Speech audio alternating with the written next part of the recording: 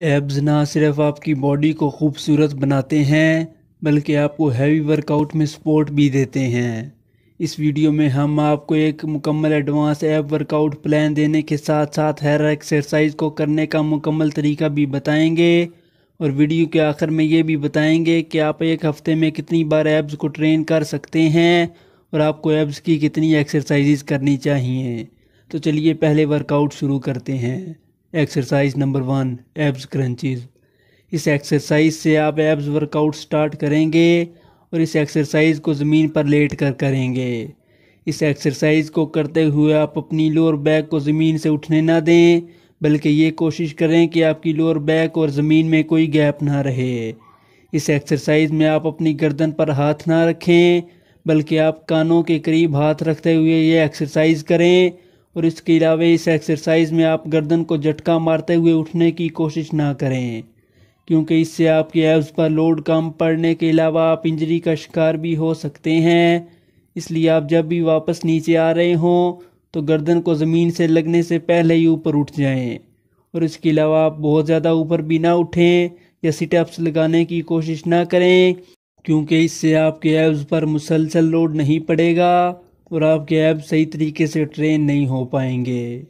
इस एक्सरसाइज के आपने पहले 2 सेट्स नॉर्मल लगाने हैं और आखिरी और तीसरे सेट में आप सुपर सेट तकनीक को इस्तेमाल करते हुए हैंगिंग लेग रेजिज एक्सरसाइज का पहला सेट मिलाकर लगाएंगे, यानी इन दोनों एक्सरसाइज सेट्स के दरमियान कोई वक्फा नहीं रखेंगे। इस एक्सरसाइज के आपने हर सेट में 20 से 30 रेप्स निकालने की कोशिश करनी है और अगर आप बिगिनर हैं तो आप तीनों सेट्स नॉर्मल ही लगाएंगे, यानी सुपर सेट तकनीक का इस्तेमाल नहीं करेंगे और जितने ज़्यादा रेप्स आप निकाल सकते हो निकालने की कोशिश करेंगे। इस एक्सरसाइज का मेन लोड आपके रेक्टस और एब्डोमिनस के ऊपर वाले हिस्से पर पड़ता है। तो अब बात करते हैं दूसरी एक्सरसाइज की, जिसका पहला सेट आप एब क्रंचीज के साथ सुपर सेट्स बनाकर लगाएंगे। Number 2, hanging leg raises. इस एक्सरसाइज में आप बार से लटक कर अपनी टांगों को ऊपर उठाते हैं। इस एक्सरसाइज को करते हुए आप अपने हाथों में नॉर्मल फासला रखें और बिल्कुल नीचे सीधा ना लटक जाएं, बल्कि आप अपनी बॉडी को थोड़ा पुल करते हुए ऊंचा ही रखें, ताकि आपका सारा लोड शोल्डर पर ही ना पड़े, बल्कि आपकी बैक और ट्रैप मसल भी इन्वॉल्व हो जाएं और आपको शोल्डर इंजरी का ख़तरा ना हो। और आप अपनी कोहनियों को भी बिल्कुल सीधा ना रखें, बल्कि अपनी कोहनियों में थोड़ा खम डाल कर रखें, ताकि आपके जॉइंट्स की बजाय मसल पर ही लोड पड़े। और इस एक्सरसाइज को करते हुए ज़्यादा आगे पीछे ना हिलें, बल्कि अपनी बॉडी को एक जगह रोक कर इस एक्सरसाइज को परफॉर्म करने की कोशिश करें।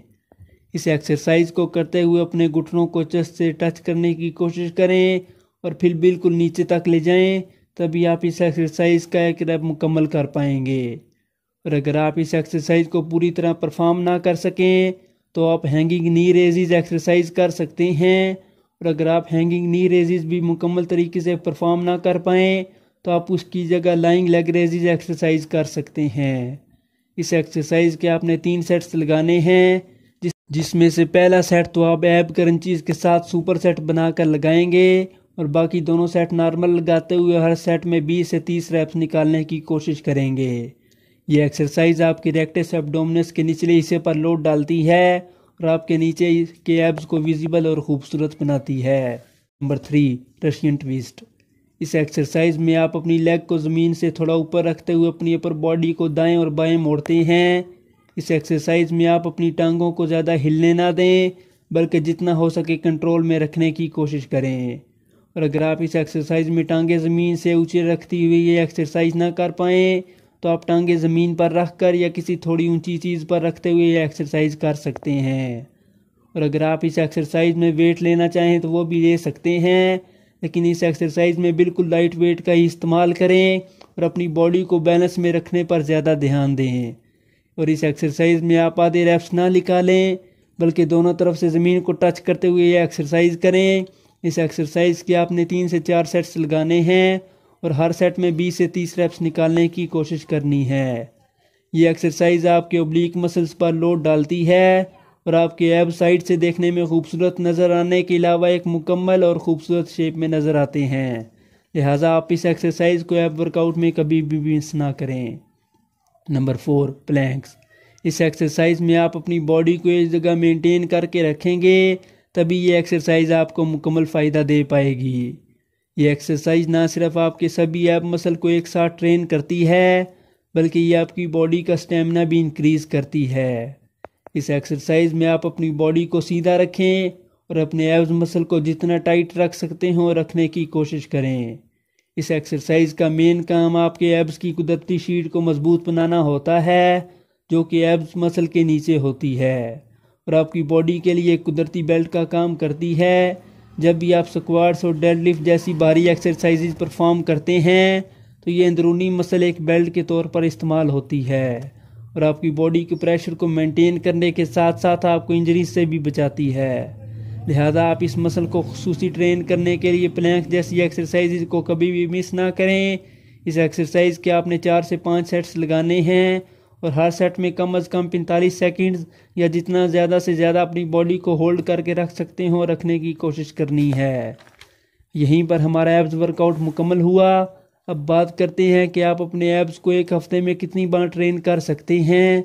वैसे तो आप अपने एब्स को हफ्ते में 4 से 5 दिन ट्रेन कर सकते हैं, लेकिन आप अपने एब्स को एक दिन छोड़कर एक दिन ट्रेन करें और एब्स वर्कआउट को अपनी किसी दूसरी बॉडी पार्ट का वर्कआउट मुकम्मल करने के बाद ही लगाएं ताकि आपकी वेट ट्रेनिंग भी मुतासर ना हो और आप एब्स को भी अच्छी तरह ट्रेन कर सकें।